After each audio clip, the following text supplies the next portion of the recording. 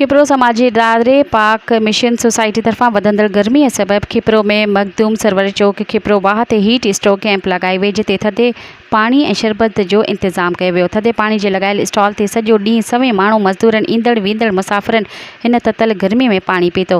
अहिड़ी गर्मी में थधे पाणी जी कैंप लॻाइण ते अवाम में सराहाई पिणु थी। अहिड़ी सहूलियत मुहैया करण ते पाक मिशन सोसाइटी जो शुक्रिया अदा कयो। पाक मिशन सोसाइटी जे लॻायल कैंप खे मुख़्तियारकार खिपरो तोक़िर काज़ी पिणु विज़िट कयो। विज़िट दौरान मुख़्तियारकार खिपरो काज़ी तोक़िर अहमद चयो त हीउ तमामु बहितरीनु ऐं क़दम आहे जंहिं ते पाक मिशन सोसाइटी इदारो जस लहे जंहिं हिन निटण उस में अवाम लाइ सभेल जो बंदोबस्तु कयो आहे। असांजो ताउन हमेशह अवां सां गॾु रहंदो।